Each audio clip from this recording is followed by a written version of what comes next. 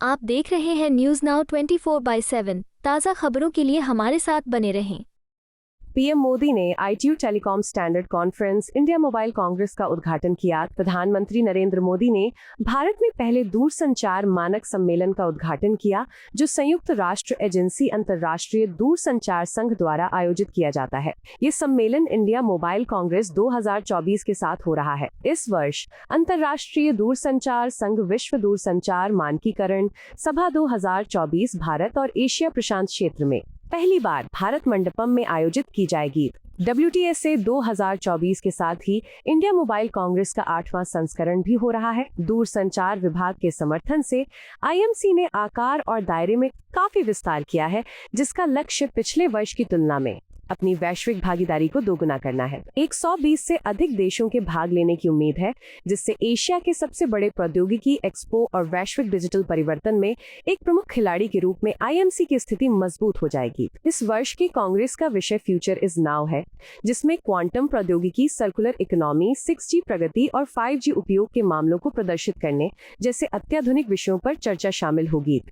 ये आयोजन क्लाउड और edge computing, IoT, semiconductor, satellite संचार और इलेक्ट्रॉनिक्स विनिर्माण सहित क्षेत्रों पर भी ध्यान केंद्रित करेगा। मंत्रिमंडल के मेरे सहयोगी ज्योतिरादित्य सिंधिया जी, चंद्रशेखर जी, ITU की सेक्रेटरी जनरल, विभिन्न देशों के मंत्रीगण, भारत के भिन्न भिन्न राज्यों से आए हुए सब मंत्रीगण, industry leaders, telecom experts, startups की दुनिया के मेरे प्रिय नौजवान, देश दुनिया से आए अन्य महानुभाव, देवी और सज्जनों, इंडिया मोबाइल कांग्रेस में देश और दुनिया के आप सभी साथियों का बहुत बहुत अभिनंदन। मैं इंटरनेशनल टेलीकॉम यूनियन ITU के साथियों का भी विशेष स्वागत करता हूं। आपने WTSA के लिए पहली बार भारत चुना है। मैं आपका आभारी भी हूं और आपकी सराहना भी करता हूं। साथियों, आज भारत टेलीकॉम और उससे जुड़ी टेक्नोलॉजी के मामले में दुनिया के सबसे हैपनिंग देशों में से एक है। भारत जहां 120 करोड़ यानी 1200 मिलियन मोबाइल फोन यूजर्स हैं, भारत जहां 95 करोड़ यानी 950 मिलियन इंटरनेट यूजर्स हैं, भारत जहां दुनिया का 40% से अधिक का रियल टाइम डिजिटल ट्रांजैक्शन होता है, भारत जिसने डिजिटल कनेक्टिविटी को लास्ट माइल डिलीवरी का इफेक्टिव टूल बनाकर दिखाया है,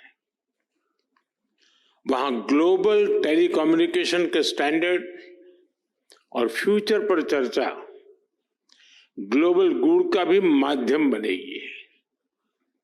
मैं आप सभी को बहुत बहुत शुभकामनाएं देता हूं। फ्रेंड्स, WTSA और इंडिया मोबाइल कांग्रेस का एक साथ होना भी बहुत महत्वपूर्ण है। WTSA का लक्ष्य ग्लोबल स्टैंडर्ड्स पर काम करना है, वहीं इंडिया मोबाइल कांग्रेस की बड़ी भूमिका सर्विसेज के साथ जुड़ी हुई है। इसलिए आज का ये आयोजन स्टैंडर्ड्स और सर्विसेज दोनों को एक ही मंच पर ले आया है। आज भारत क्वालिटी सर्विस पर बहुत ज्यादा फोकस कर रहा है। हम अपने स्टैंडर्ड्स पर भी विशेष बल दे रहे हैं। ऐसे में WTSA का अनुभव भारत को एक नई ऊर्जा देने वाला होगा। साथियों, WTSA पूरी दुनिया को कंसेंसस के जरिए एम्पावर करने की बात करता है। इंडिया मोबाइल कांग्रेस पूरी दुनिया को कनेक्टिविटी के जरिए सशक्त करने की बात करती है। यानी इस इवेंट में कंसेंसस और कनेक्टिविटी भी एक साथ जुड़ी है। आप जानते हैं कि आज की कॉन्फ्लिक्ट से भरी दुनिया के लिए इन दोनों का होना कितना जरूरी है। भारत हजारों वर्षों से वसुधैव कुटुंबकम के अमर संदेश को जीता रहा है। हमें G20 का नेतृत्व करने का अवसर मिला, तब भी हमने one earth, one family, one future का ही संदेश दिया। भारत दुनिया को कॉन्फ्लिक्ट से बाहर निकालकर कनेक्ट करने में ही जुटा है। प्राचीन सिल्क रूट से लेकर आज के टेक्नोलॉजी रूट तक भारत का हमेशा एक ही मिशन रहा है, दुनिया को कनेक्ट करना और प्रगति के नए रास्ते खोलना। ऐसे में WTSA और IMC की ये साझेदारी भी एक प्रेरक और शानदार मैसेज है। जब लोकल और ग्लोबल का मेल होता है, तब न केवल एक देश बल्कि पूरी दुनिया को इसका लाभ मिलता है, और यही हमारा लक्ष्य है। फ्रेंड, 21वीं सदी में भारत की मोबाइल और टेलीकॉम यात्रा पूरे विश्व के लिए स्टडी का विषय है। दुनिया में मोबाइल और टेलीकॉम को एक सुविधा के रूप में देखा गया, लेकिन भारत का मॉडल कुछ अलग रहा है। भारत में हमने टेलीकॉम को सिर्फ कनेक्टिविटी का नहीं, बल्कि इक्विटी और अपॉर्चुनिटी का माध्यम बनाया। ये माध्यम आज गांव और शहर, अमीर और गरीब के बीच की दूरी को मिटाने में मदद कर रहा है। मुझे याद है, जब मैं 10 साल पहले डिजिटल इंडिया का विजन देश के सामने रख रहा था, तो मैंने कहा था कि हम टुकड़ों में नहीं बल्कि होलिस्टिक अप्रोच के साथ चलना होगा। तब हमने डिजिटल इंडिया के 4 पिलर्स की पहचान की थी। पहला, डिवाइस की कीमत कम होनी चाहिए। दूसरा, डिजिटल कनेक्टिविटी देश के कोने कोने तक पहुंचे। तीसरा, डेटा सबकी पहुंच में होना है। और चौथा, डिजिटल फर्स्ट ही हमारा लक्ष्य होना चाहिए। हमने इन 4 पिलर्स पर एक साथ काम करना शुरू किया और हमें इसके नतीजे भी मिले। फ्रेंड्स, हमारे यहां फोन तब तक सस्ते नहीं हो सकते थे जब तक हम भारत में ही उनको मैन्युफैक्चरर न करते। 2014 में भारत में सिर्फ 2 मोबाइल मैन्युफैक्चरिंग यूनिट थी, आज 200 से ज्यादा है।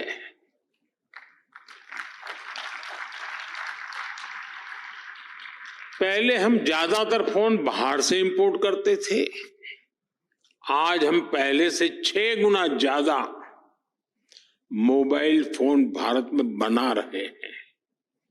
हमारी पहचान एक मोबाइल एक्सपोर्टर देश की है और हम इतने पर ही नहीं रुके हैं।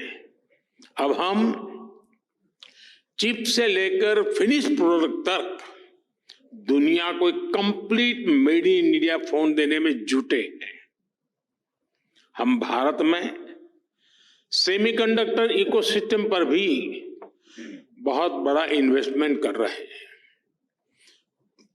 फ्रेंड्स, कनेक्टिविटी के पिलर पर काम करते हुए भारत में हमने ये सुनिश्चित किया कि हर घर कनेक्ट हो।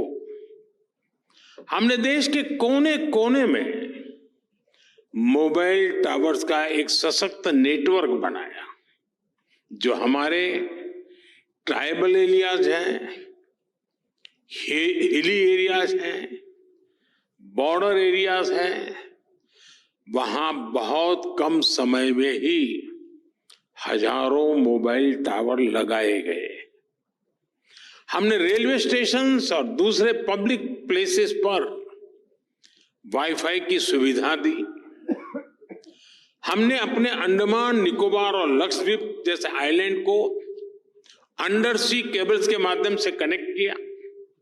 भारत ने सिर्फ 10 साल में जितना ऑप्टिकल फाइबर बिछाया है, उसकी लंबाई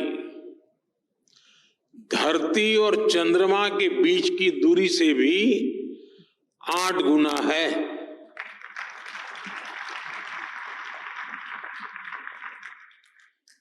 मैं भारत की स्पीड का आपको एक उदाहरण देता हूं।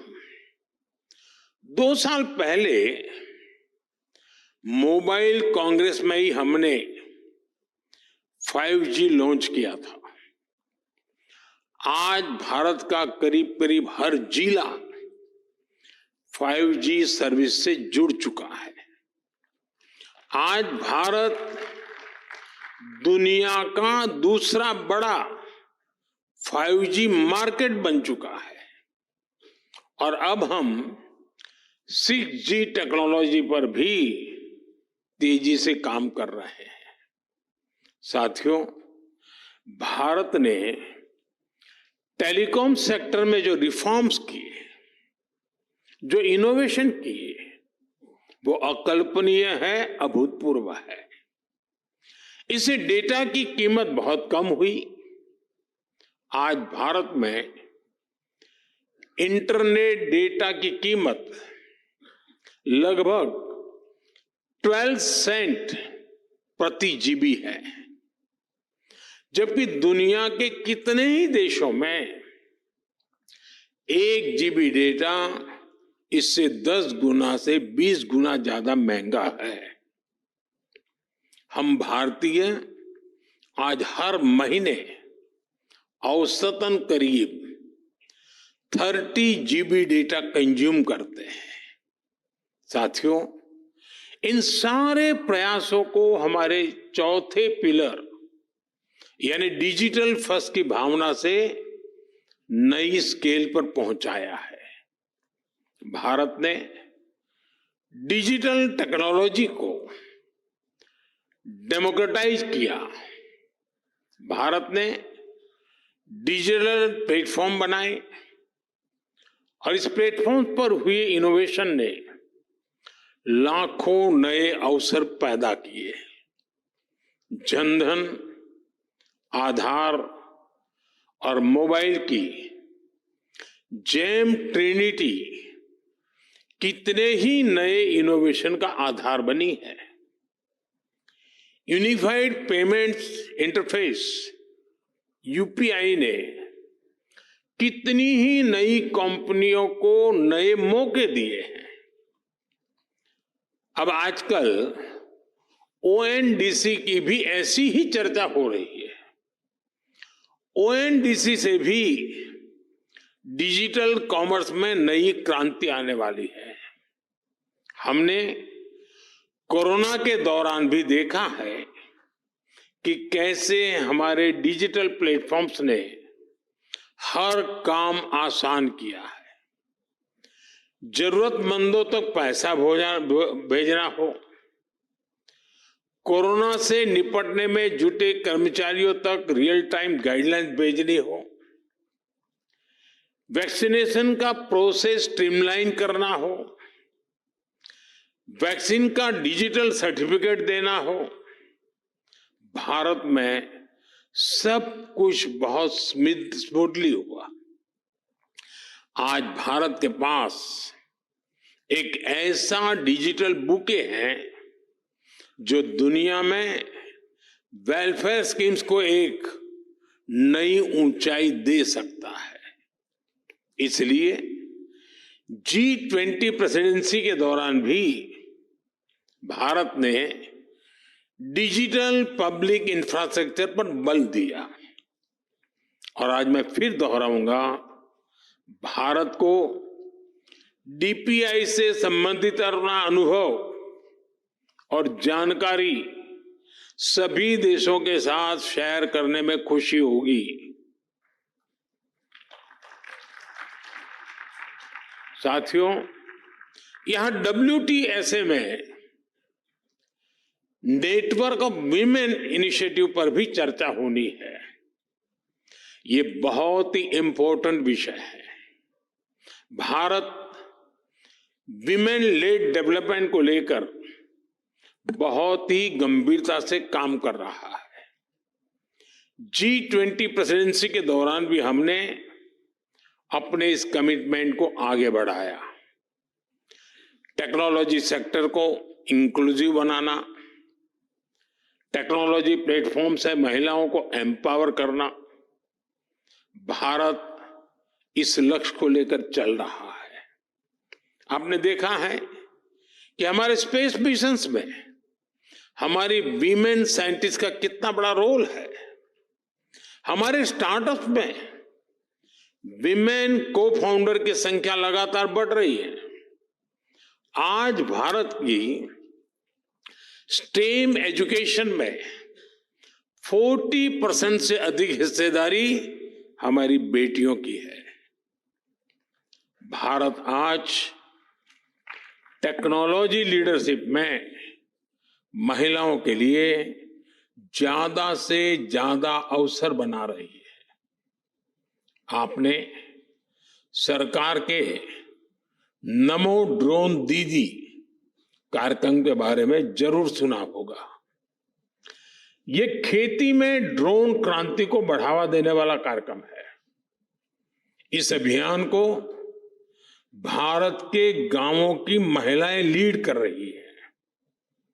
डिजिटल बैंकिंग, डिजिटल पेमेंट्स को घर घर पहुंचाने के लिए भी हमने बैंक सखी प्रोग्राम चलाया।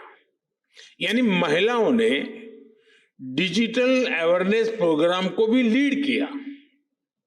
हमारे प्राइमरी हेल्थ केयर, मैटरनिटी और चाइल्ड केयर में भी आशा और आंगनवाड़ी वर्कर्स का बहुत बड़ा रोल है। आज ये वर्कर्स टैब्स और एप्स के माध्यम से इस पूरे काम को ट्रैक करती है। महिलाओं के लिए हम महिला ई हार्ट कार्यक्रम भी चला रहे हैं। ये विमेन एंटरप्रेन्योरशिप के लिए एक ऑनलाइन मार्केटिंग प्लेटफॉर्म है। यानी आज गांव-गांव में भारत की महिलाएं ऐसी टेक्नोलॉजी पर काम कर रही है जो अकल्पनीय है। आने वाले समय में हम इसका दायरा और बढ़ाने वाले हैं। मैं उस भारत की कल्पना कर रहा हूं जहां हर बेटी एक टेक लीडर हो। फ्रेंड्स, भारत ने अपनी G20 प्रेसिडेंसी के दौरान एक गंभीर विषय दुनिया के सामने रखा था। इस विषय को मैं WTSA जैसे ग्लोबल प्लेटफॉर्म के सामने भी रखना चाहता हूं। ये विषय है डिजिटल टेक्नोलॉजी के ग्लोबल फ्रेमवर्क का, ग्लोबल गाइडलाइंस का। अब समय आ गया है कि ग्लोबल इंस्टीट्यूशंस को ग्लोबल गवर्नेंस के लिए इसके महत्व को स्वीकारना होगा। टेक्नोलॉजी के लिए वैश्विक स्तर पर डूज एंड डोंट्स बनाने होंगे। आज जितने भी डिजिटल टूल्स और एप्लीकेशंस हैं वो बंधनों से परे हैं, किसी भी देश की बाउंड्री से परे हैं। इसलिए कोई भी देश अकेले साइबर थ्रेट से अपने नागरिकों की रक्षा नहीं कर सकता। इसके लिए हमें मिलकर काम करना होगा। ग्लोबल संस्थाओं को आगे बढ़कर जिम्मेदारी उठानी होगी। हम जानते हैं, हमारा अनुभव, जैसे हमने एविएशन सेक्टर के लिए एक ग्लोबल रूल्स एंड रेगुलेशन का फ्रेमवर्क बनाया है, वैसे ही फ्रेमवर्क की जरूरत डिजिटल वर्ल्ड को भी है। और इसके लिए WTSA को और अधिक सक्रियता से काम करना होगा। मैं WTSA से जुड़े हर सदस्य से कहूंगा कि वो इस दिशा में सोचे कि कैसे टेलीकम्युनिकेशन को सभी के लिए सेफ बनाया जाए।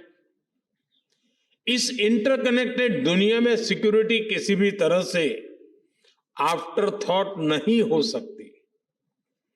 भारत के डेटा प्रोटेक्शन एक्ट और नेशनल साइबर सिक्योरिटी स्ट्रेटेजी एक सेफ डिजिटल इकोसिस्टम बनाने के प्रति हमारे कमिटमेंट को दिखाते हैं।